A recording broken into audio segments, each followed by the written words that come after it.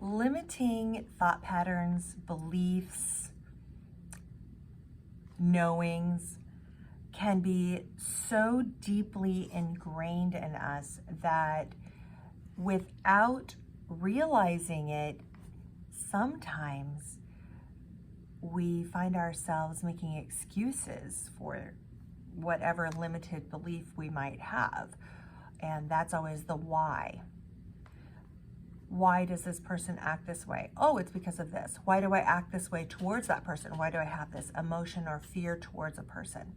And why do I always struggle financially? Why am I always getting sick? Or why is this disease a part of my reality? My mother had it, my grandmother had it, all the women in our family have had it, all the men have had it. My dad always had high blood pressure. All the men in the family have high blood pressure, hypertension. We're Italian, so we're hot-headed and our blood pressure is just hard to control. These are all beliefs that we take on and justify. We justify these beliefs because of common things that the world around us, we hear it. You have to work really, really hard if you want to get somewhere. It takes a while for things to develop. It'll happen when it's meant to happen. What is meant for me will come to me. If it wasn't meant for me, it won't come to me. All of these are untrue. These are not facts. These are beliefs. And when you take on these types of beliefs, what you're doing is you're voluntarily building a wall. Think of it as a lucite, like a very thick, clear plastic.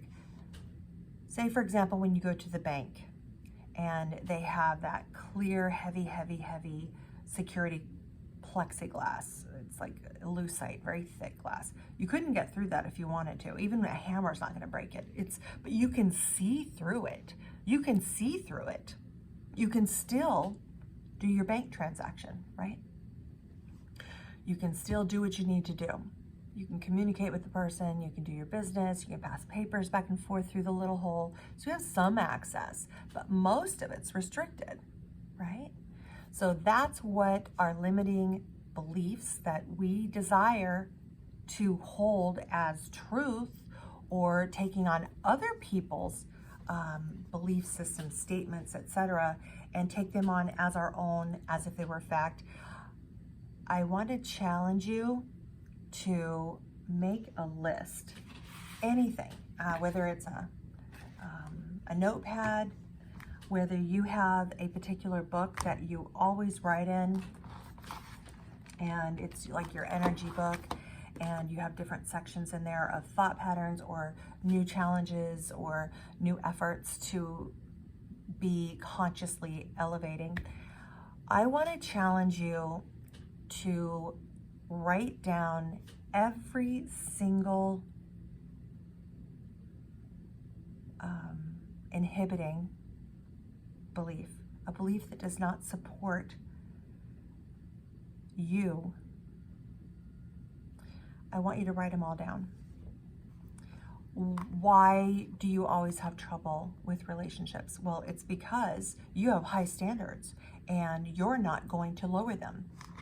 That's a limited belief, because lots and lots of wonderful, wonderful people of all types have very high standards and can be loyal and faithful and would love to be in a friendship or relationship with you. So you're blocking them away by saying that because you have high standards, that's why it can't come. And it doesn't matter if the reason that you have clung onto, held onto these beliefs were from a traumatizing event where you were hurt, maybe, or you watched someone else really get sucker punched for something, or you watched a part of your life where something did happen over and over and over and over, and you're like, you take that as fact. What is happening in all reality? Absolutely 100% what is happening is our thoughts, what you're thinking about right now, is going to create a wave pattern. Imagine if you're standing in front of a little pond and there's a little bank and there's a nice shade tree right here, and you just kind of sit down in the soft edge of the grass there. It's just very pleasant for you. And you take a couple of little smooth stones. Okay, you got 5 in your hand. And you take one and you toss it into this quiet, still water. You break the surface with the stone, and it creates these rings that just keep expanding, right? And that's the wave pattern. Think of that stone that broke the surface as a thought, a belief, whatever.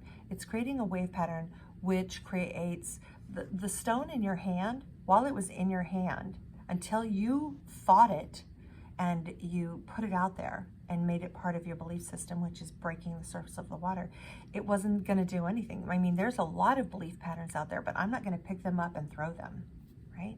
So when you start one, you're like, well, crap, I wish I hadn't have done that. I wish I didn't do that. Now look what I caused. You can just as easily disrupt the old, inhibiting, unsupportive, disabling wave pattern that you created with that thought by taking another positive thought and tossing it in there and breaking the surface of the water with a new stone. What happens?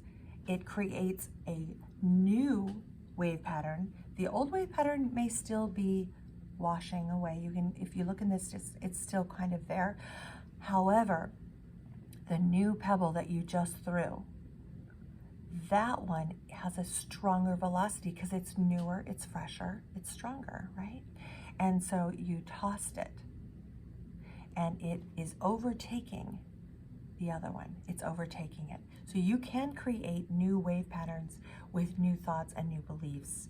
And I'm going to help you to be consciously aware, being present in creating a new rhythm to the way you think.